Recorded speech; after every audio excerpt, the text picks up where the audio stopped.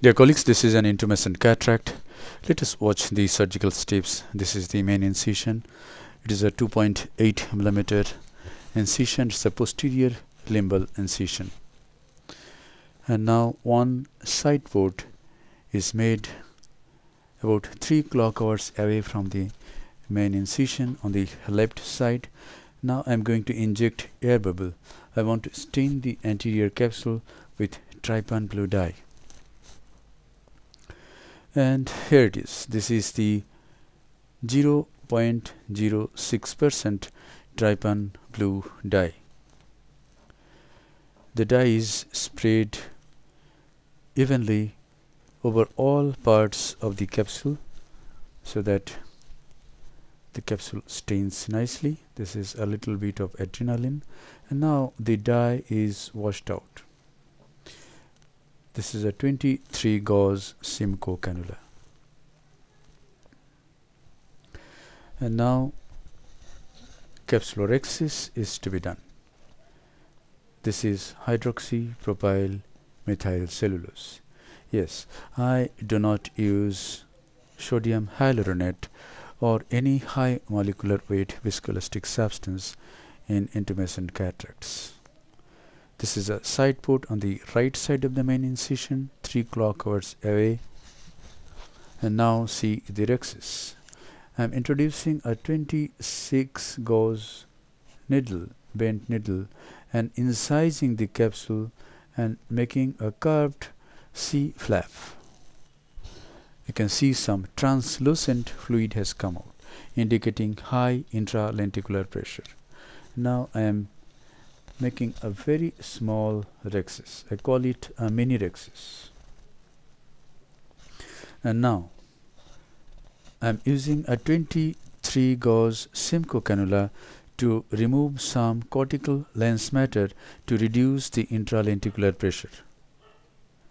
Yes, it is very easy to remove the cortical matter. I am squeezing the lens matter from periphery and bring it out and letting it come out through this small rhexis. Now I am tapping the nucleus, and some cortical matter from posterior aspect is coming anteriorly. It is coming along the border of the equator and coming anteriorly, and I am removing it. Thus, the intralenticular pressure has been reduced drastically. And then again I inject HPMC, hydroxypropyl methyl cellulose 2%. And now I am going to enlarge this small rhexis into an adequate sized rhexis. This is a Vanna scissor.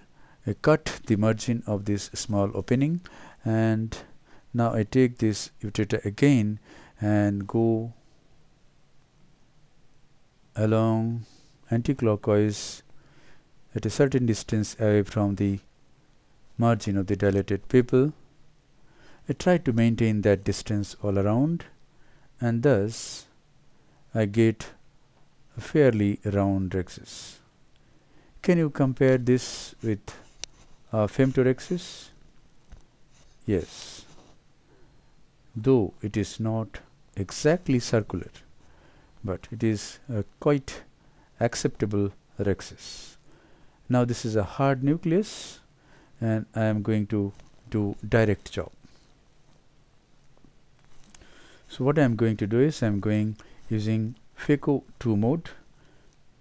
Power is 80%, flow rate is 45, vacuum is 450, and this is direct job.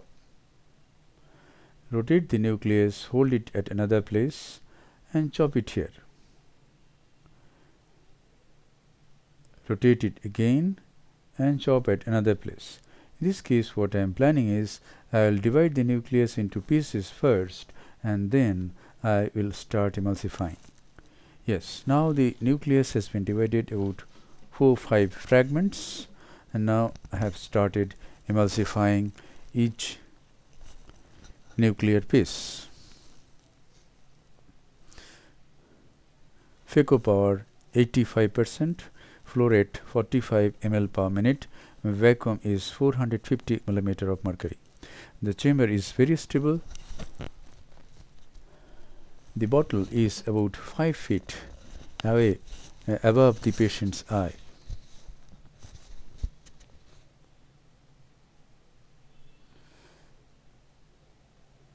That's it. This is the last portion of the nucleus. I remove the chopper, and thus the antechamber becomes more stable.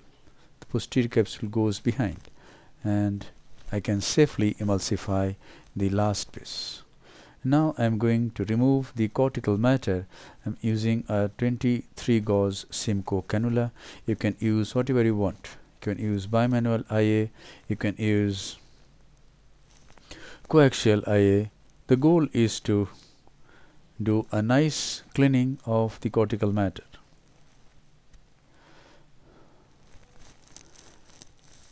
That's it.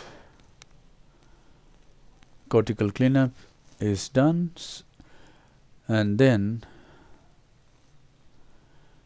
this is lens implantation under irrigation, keeping the antechamber formed by irrigating fluid.